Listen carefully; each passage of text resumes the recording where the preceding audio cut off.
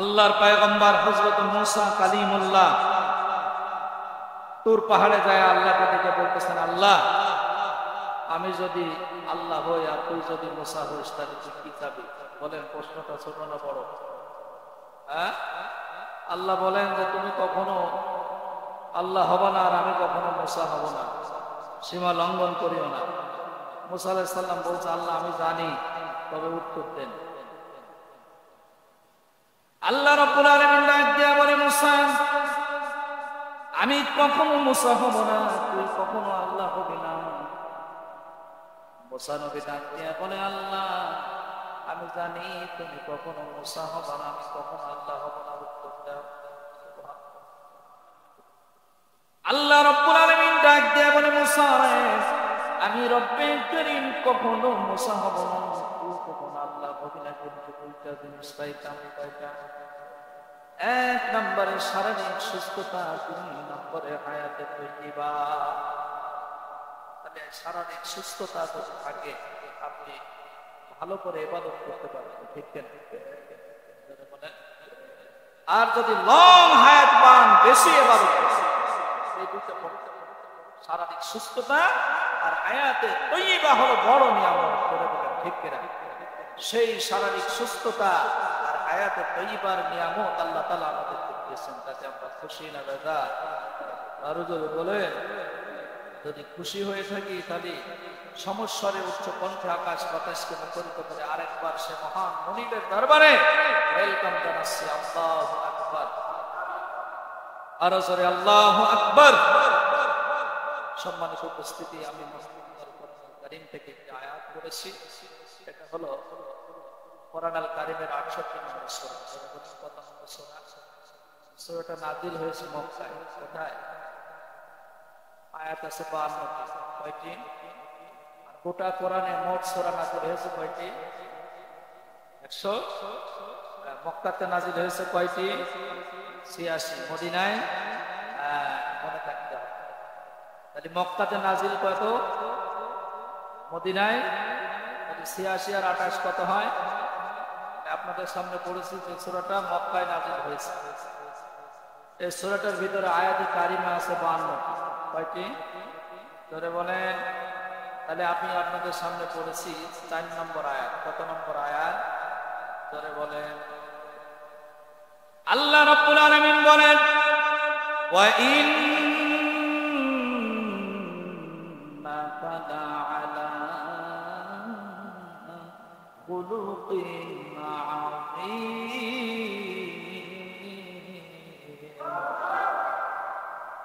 আল্লাহ রাব্বুল আলামিন বলেন, নিশ্চয় আমি রব্বুল আলামিন তোমাদের মাঝখানে, নিঃসন্দেহ তোমাদের মাঝখানে আমি এমন একজন মানুষ পাঠিয়েছি যিনি বলেন উচ্চ মর্যাদার অধিকারী।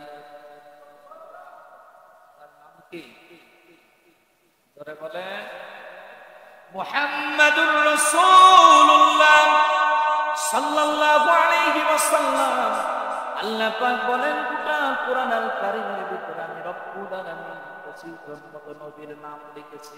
কতজন? পৃথিবী থেকে নবী মাত্র 25 জন, আরো আছে।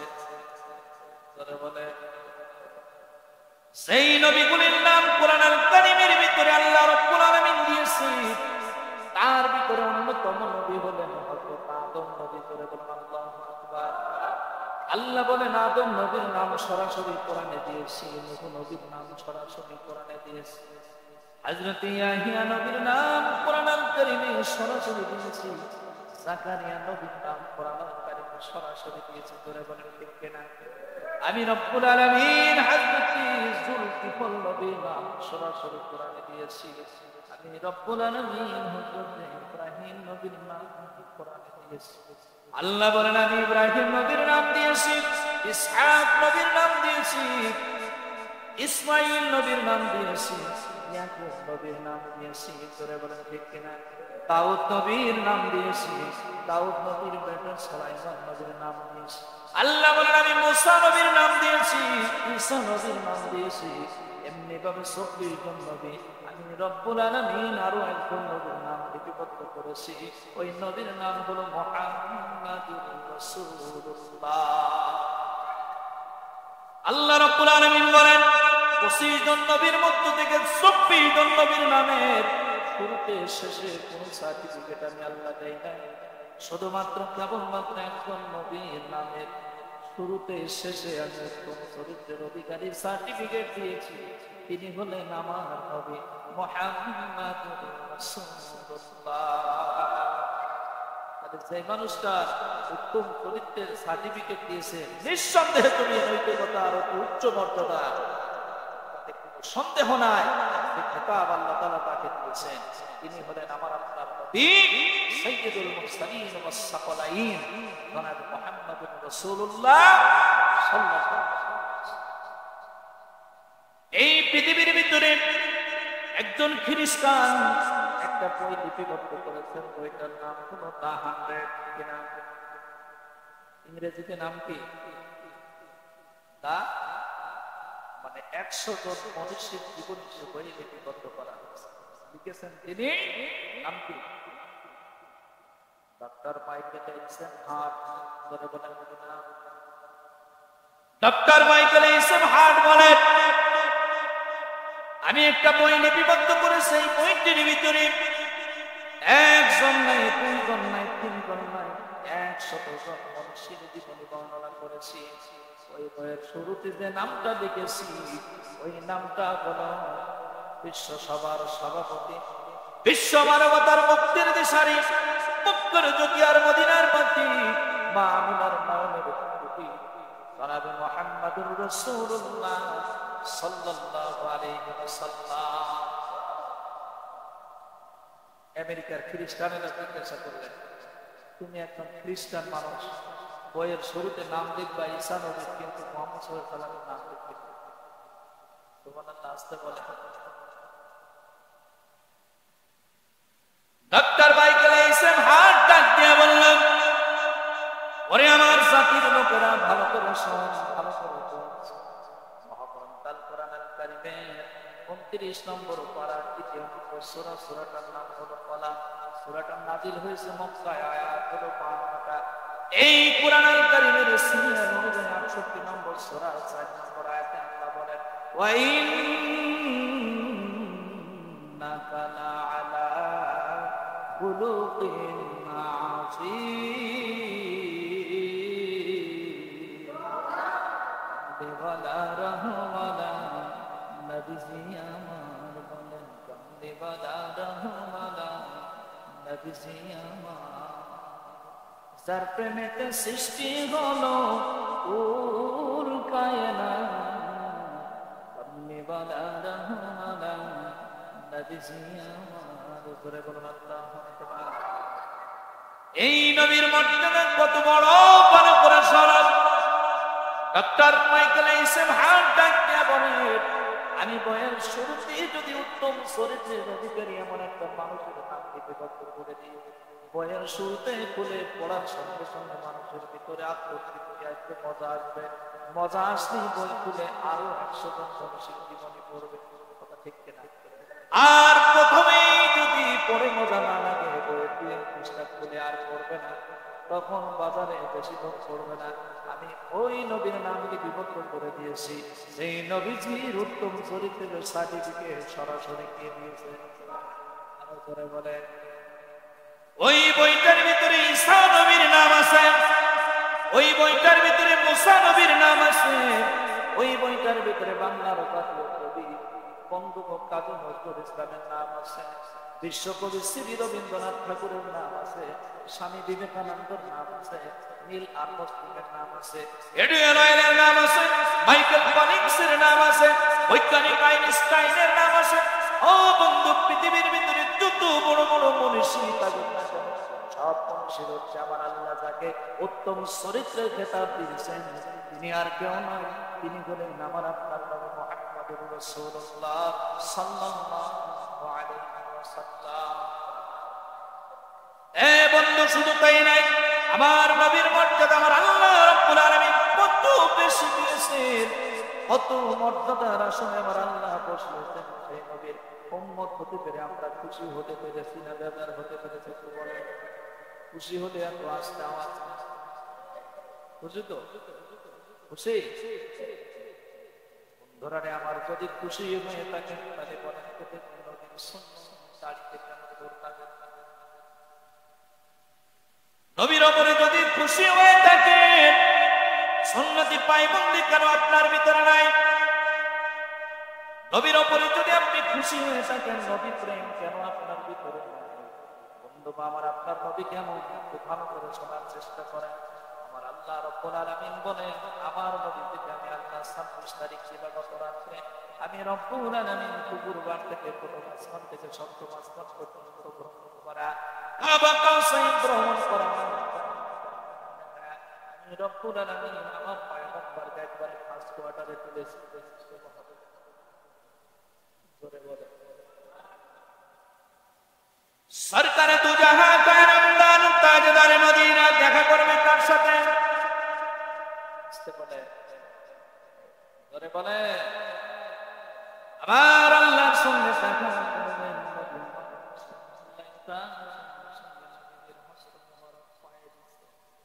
আমার নবীজির হাত মোবারক পা দিছে বিছা খোলার উপর।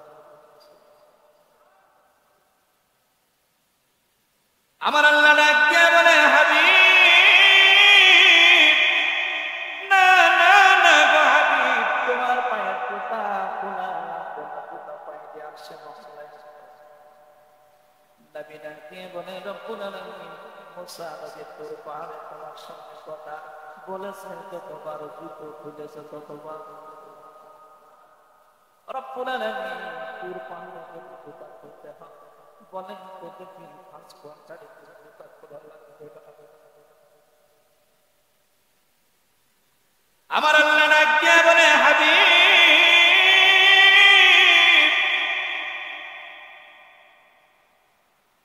হযরতে মূসা কালিমুল্লাহ তোর পাহাড়ে জুতা খুলেছে তোর পাহাড়ের সম্মান রাখতে আর আমি আল্লাহ রাব্বুল আলামিন তোমাকে হুকুম দিলাম তোমার পায়ের জুতা খোলা লাগবে না, তোমার পায়ের জুতার ধুলি কোনা দেন আমার আরশ মহল্লা ধন্য হবে। তার শান আমি কি বলবো তার শান করে বলেন ঠিক কিনা? যার পায়ের ধুলি পেতে যার পায়ের ধুলি পেতে আল্লাহর আরশ পেরেশান বলবো তার শান কি বলবো তার শান কি বলবো তার শান রহমতে আলম নবী নূরে মুজাসসাম সাহাবীরা তোর বানাই ওই নবীজির ঘাম বলবো তার শান কি বলবো তার শান কি বলবো তার শান কি বলবো তার শান জোরে জোরে বলুন আল্লাহু আকবার। হাবিব না না না সুতা খুলো না রে সুতা খুলে মোবারক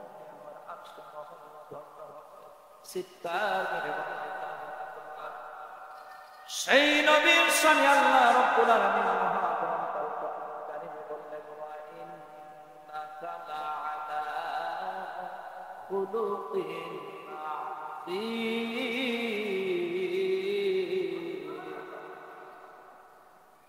আমার বন্ধুরা বাপজিরা অন্তরের কান লাগায় শোনার মুসলমানরা আল্লাহ রাব্বুল আলামিন এমন একজন মহা মানুষ আমাদের মাঝখানে দিয়েছেন যে মহা মানুষের সার্টিফিকেট দিয়েছেন তিনি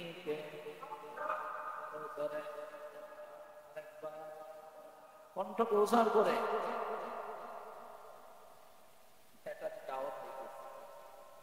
যতক্ষণ পর্যন্ত পথ চলতে চলতে চলতে চলতে হুজুর খাওয়ার পরে রোমা শব্দ আপনার বের হয় তারপরেও আপনি বলছেন আপনি এখন ইমানের শান্ত হুজুর খাওয়ার সাথে সাথে কি শব্দ বের হবে? নজরে क्या मुबारक नाम है अल्लाह मोमिनों का नाम है। जरा बोलो ठीक है ना? আল্লাহ আল্লাহ মে কোনা দর্শন সুকার আল্লাহ আল্লাহ মে কোনা দর্শন রোহাদা।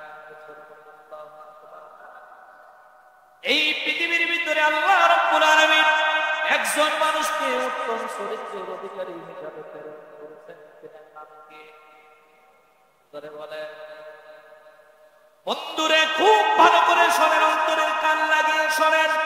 এই মহামানুষকে আল্লাহ রাব্বুল আলামিন প্রেরণ করেছেন। রব্বে কারীম এই নবীকে কামাইতে ৪৫০০০ মতো মুজিজা দিয়া দুনিয়ায় প্রেরণ করে দিয়েছেন। মুজিজা শব্দের অর্থ কি? অলৌকিক ঘটনা। কি ধরে বলেন? তাদের আশ্চর্য ঘটনা, অলৌকিক ঘটনা দিয়েছেন নবীকে ৪৫০০০ ইয়া তালাই পৃথিবীতে দিয়েছেন। ধরে বলেন সরকার দু জাহান কা নওয়াজ তাজদার মদিনা মুহাম্মদুর রাসূলুল্লাহ সাল্লাল্লাহু আলাইহি ওয়াসাল্লাম মক্কা ছেড়ে মদিনায় আসবেন। কেন মক্কা ছেড়ে মদিনায় কেন আসছেন? কি জন্য? এমনি এমনি হ্যাঁ অত্যাচার জন্য? ভালো কথা বললেই অত্যাচার আপনার হবেই হবে, কোনো সন্দেহ আছে কি? আপনি হক কথা বলেন, ভালো কথা বলি, সমাজে উপস্থাপন করেন, বলবে লোকটা পাগল। কি হয়েছে? ধরে বলে আরে সৃষ্টি না করলে গোটা পৃথিবীর কোনো কুলকায়নার সৃষ্টি হতো না। সেই নবীকেও পাগল আখ্যায়িত করে। ধরে বলেন ঠিক কিনা? বলছে আব্দুল্লাহর বেটা মোহাম্মদ পাগল হয়েছে। আসলে কি তাই? ধরে বলে এই পাগলের সাথে যে দেখা করতে গিয়েছে সেই সোনার মানুষের উপস্থিত হয়ে জান্নাতের মেহমান হয়েছে। ধরে বলেন সুবহান। ভালো কথা আপনি বলেন, এই লোকটাও পাগল হয়েছে। কথা ঠিক ঠিক। ধরে বলে যতদিন কোরআনের ওপর বোঝাবেন ততদিন আপনি ভালো থাকবেন। ভিতর ভেঙে ভেঙে এই বোঝানো শুরু করবেন, ওই দিন থেকে আপনি পাগলা হুজুর হয়ে যাবেন। কথা ঠিক। ধরে বলে আবার নবী সরকারে দু জাহান কা নামদার তাজদার মদিনা মক্কা ছেড়ে মদিনার অভিমুখে রওনা দিচ্ছে। মক্কার মানুষগুলি নবীজিকে তার ধমক চক্ষুরাঙ্গনি দিচ্ছে। আমার নবীজি মক্কা ছেড়ে মদিনায় আসছে। ধরে বলেন সুবহান। হিজরত করলে ইজ্জত বাড়ে, হিজরত করলে সম্মান বাড়ে। হিজরত করলে কি হয়? ধরে বলেন আমার নিজ গ্রামে যতটুকু ওজন আছে তার থেকে একটু গুণ বেশি কোয়ালিটি আছে। কথা ঠিক। তার থেকে আরেকটু বেশি কমে আছে। তারপরে তারপরে তারপরে ঠিক ঠিক ধরে বলেন তাই হয় না কেন?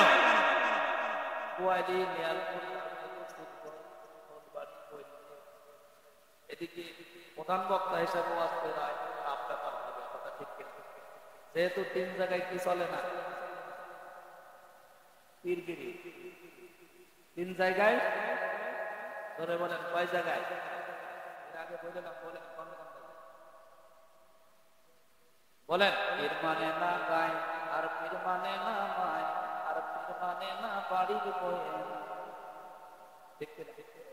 পীর মানে না গায়, আর পীর মানে না মায়, আর পীর মানে না বাড়ির বয়ে। কুষ্টিয়া টপকিয়ে চলে যাবো পাবনা। পাবনা নাটোর বগুড়া গাইবান্ধা রংপুর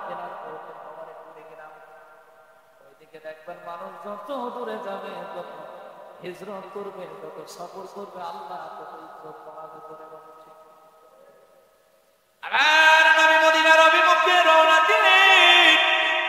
প্রতিমত্ত নবীজি ক্লান্ত হয়ে গেছে, আর নবীজির পানির পিপাসা লেগেছে এবং অন্তর লাগিয়ে নবী আবার দেখেন পাহাড়ের পাশে একটা ছাগল ছড়ায়। হুজুর ডাক দিয়ে বললেন রে রাখাল, তোমার ছাগলের পালের ভিতরে এমন কোন ছাগল আছে আমি নবীজি দুধ দহন করে খাবো। সুবহান।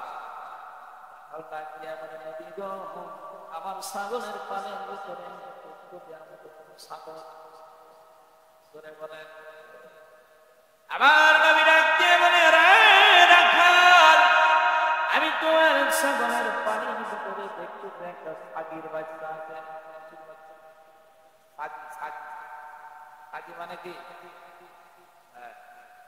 ছাগির বাচ্চা আছে নবী ডাক দিয়া বলে রাখাল ছাগলটাতে আমি গ্রহণ করে খাবো সুবহানাল্লাহ বলে ওমা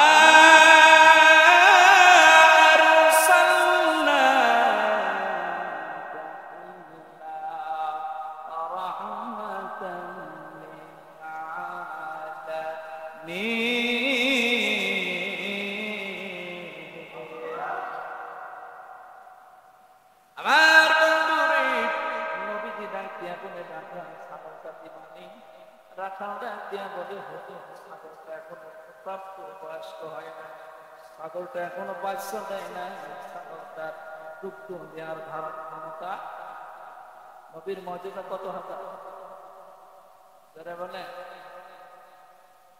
লোকটা ডাকিয়া বলে হুজুর এই ছাগলটা সমালিকা হয়নি এখনো পর্যন্ত বাচ্চা হয় নাই দুগ্ধ দেওয়ার ধারণ ক্ষমতা তার নাই আমার নবী ডাকিয়া বলে ছাগল দিবা তুমি দুগ্ধ দহন করে খাওয়া আর এই ছাগলের উপরে রহমত দেবে হুজুর ডেকে বলে রাখাল রে দেরি করিস না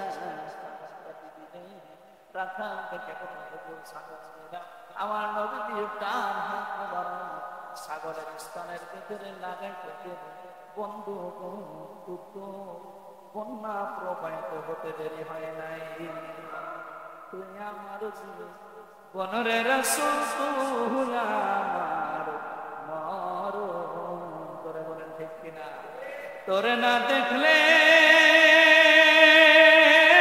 আমার ঘরে রয় না মন তুই আমার বনরে রাসূল তুই আমার মরণ বলেন তুই আমার বনরে রাসূল তুই আমার মরণ জোরে জোরে বলুন আল্লাহু আকবার বন্ধুরা রে আমার অন্তরের তাল লাগিয়ে শোনেন রাখাল ডাক দিয়া বলে হুজুর এমন মানুষ আমার জীবনে কোনোদিন দেখি নাই কোন কিছু আর দেরি করেন না পড়িয়ে দিল্লাহ ইলাহা ইল্লাল্লাহু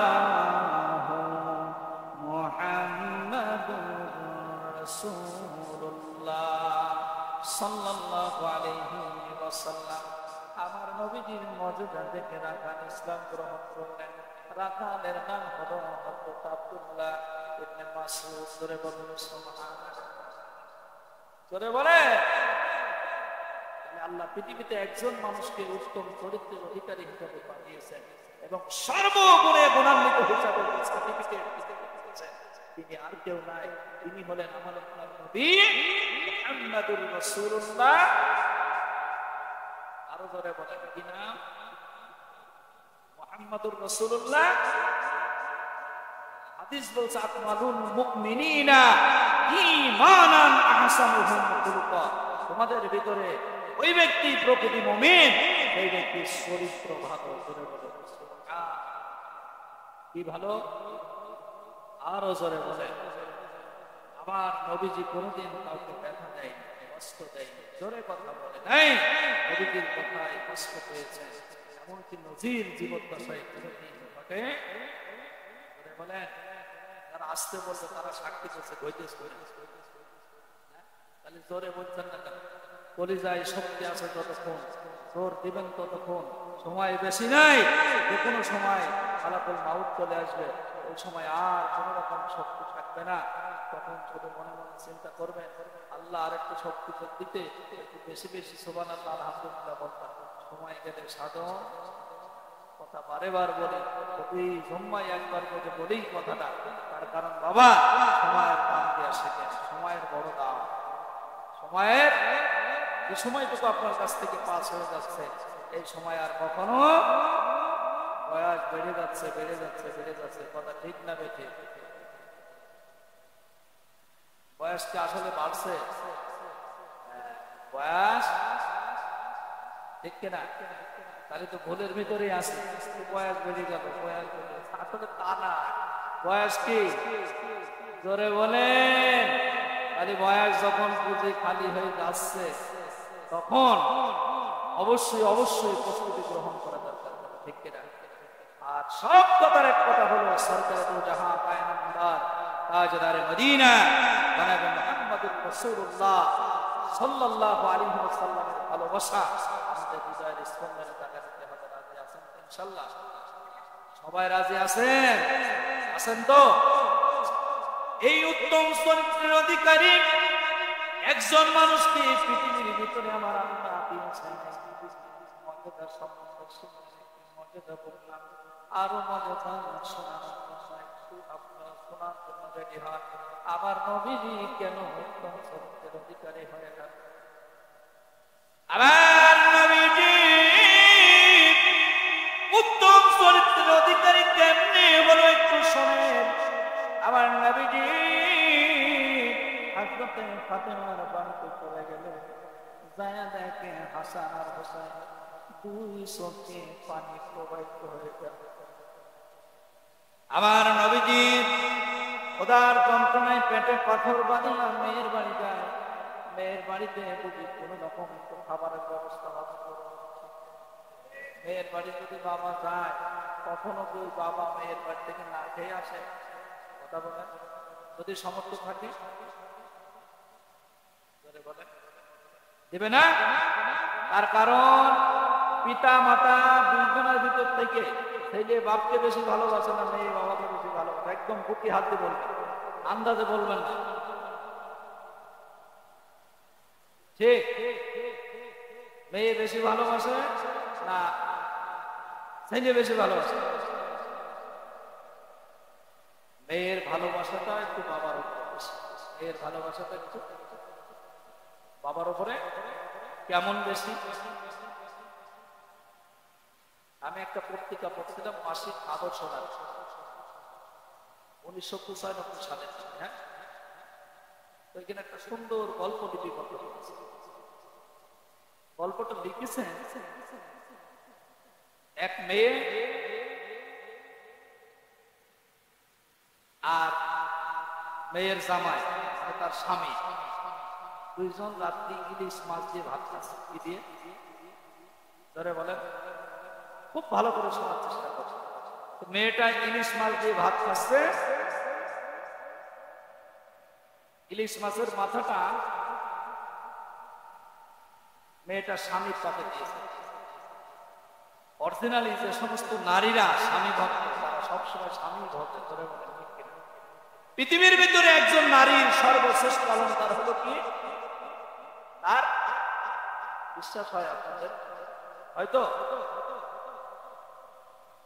এই মেয়েটা স্বামীর পাতে ইলিশ মাছের মাথাটা দিয়েছে। মেয়েটার পাতে একটা চাকা আছে, ওই মেয়েটা মাছের মাথাটা স্বামীরে দিয়েছে, স্বামী মাছের মাথাটা স্ত্রীকে দিয়েছে। বিবি ডাক নিয়ে বলে, স্বামী রে, সারাদিন আক্রান্ত পরিশ্রম কর, মাছের মাথাটা তুমি খাও। স্বামী মাছের মাথাটা ধরিয়া স্ত্রীর পাতে দিতে, স্ত্রীর চোখ দিয়ে পানি প্রবাহিত হয়ে গেল। দরদর করে স্ত্রী কাঁদে, চোখের পানি মাছের মাথা ভাত সব অ্যাডজাস্ট হয়ে গেল। স্বামী ডাক দিয়া বলে, বিবিনে এত সুন্দর খুশির সংবাদ, আজকে ইলিশ মাছ কিনে দুইজন খাবার খাইতে বসলাম, কেন তুমি কান্দ? কমতে পারবে কি? স্ত্রী চোখের পানি খোদার কসম করে বলিস, আজ থেকে 15 বছর আগে, তখন আমি ছোট ছিলাম, আমি আর আমার আব্বা খাবার খাইতে বসেছিলাম। মা দুঃখিনী ইলিশ মাছের বড় মাথাটা আমার বাবার পাতে দিয়েছিল, আমি আর আমার বাবা পাশাপাশি ছিলাম। এক পর্যায়ে মাছের বড় মাথাটা আমার বাবা আমার পাতে তুলে দিয়েছিল। আমার মায়ের অন্য মনস্ক হয়েছিল। আমার মনে হয়েছিল, আমার মায়ের কাছে মনে হয়েছিল আমার বাবার মাছের মাথাটা যেন আমি নিজেই তুলে নিয়েছি। মা আমার গালে একটা চড় মারছিল। আমার খুব ভালো মনে আছে, আমি মাকে বলেছিলাম, মা বাবার মাথা, মাছের মাথা আমি নেই নাই, বরং বাবা আমাকে পয়সাই দিয়েছে। বাবা আমি আমার আব্বার মাছের মাথাটা নিজে তুলে নিয়ে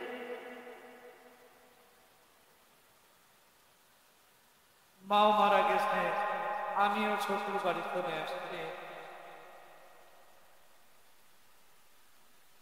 ওই দিন আমার বাবা আমাকে কোলের ভিতরে নিয়ে পুরা মাছের মাথাটা পিনিয়ে পিনিয়ে আমাকে খাইয়েছে। আজকে বড় ব্যথা লাগে রে স্বামী, না জানি আমার আব্বা কতদিন ইলিশ মাছ খায়নি।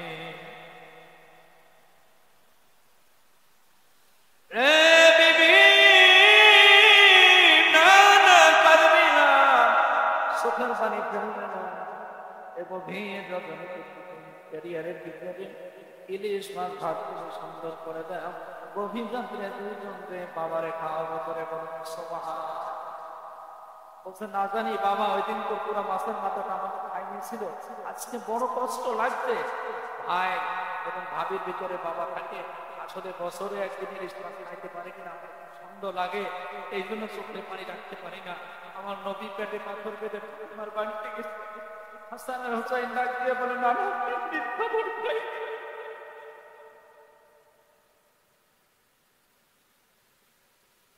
আমার নবী ডাক দিয়ে বলে, হাসান হুসাইন ওদের পেটে খাবার না থাকলে আমি নবী সাইতে পারি না। আমার নবী রওনা দিয়েছেন। নবী যাইতে যাইতে দেখে একজন ইহুদি বাড়িতে একটা কুয়া আছে, কুয়ার পানি তুলে দিলে ইহুদি নাই খেয়া। আমার কুয়া থেকে এক বালতি পানি তুলে দিলে একটা খেজুর ফল। আমার নবী ডাকতে বলে, রে ইহুদি, তোমার কুয়ার ভিতরে পানি তোলার জন্য আমার দামি তার সৃষ্টি না করলে গোটা পৃথিবীর কুল কায়নাত পানি তোলা। আমার নবীজি পানি খুলছে, কয়েকটা তোলার বালতির রশিটা ছিঁড়ে কুয়ার ভিতরে পড়ে গেছে। ইহুদি এসে আমার নবীজি গানে একটা থাপ্পড় মেরে দিচ্ছে। আমার নবী কিছু বলে না, ভাইজান আপনি যে হস্ত দিয়ে আমাকে আঘাত করছেন, বলেন তো দেখি আপনি ব্যথা পাইছেন, কষ্ট পাইছেন নাকি হাতে কি ব্যথা লাগছে? এই জন্য আল্লাহ রাব্বুল আলামিন বলেন,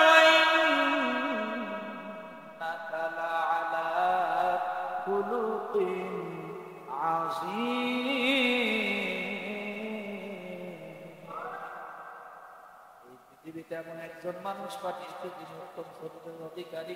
ওনারে মারছে নজর গেলে সর মারছে নজর গেলে হাতে ব্যথা হয়েছে। এইরকম আসার হওয়া দরকার আছে। আপনার জীবনে প্রয়োজন করেছেন কেউ আপনার মেরেছে আর আপনার না মেরে চলে গেছেন? একজন মুসল্লি হাত তুলে বলুন দিন এই কাজ আমি গেলাম। আপনাকে জোরে কথা বলেছে আর আপনি তাকে সান্ত্বনা দিয়ে চলে এসেছেন যে ভাই বলছেন না, যাই হোক আমাদের আপত্তি হয়েছে, এইভাবে বাড়ি চলে এসেছেন। আপনি এরকম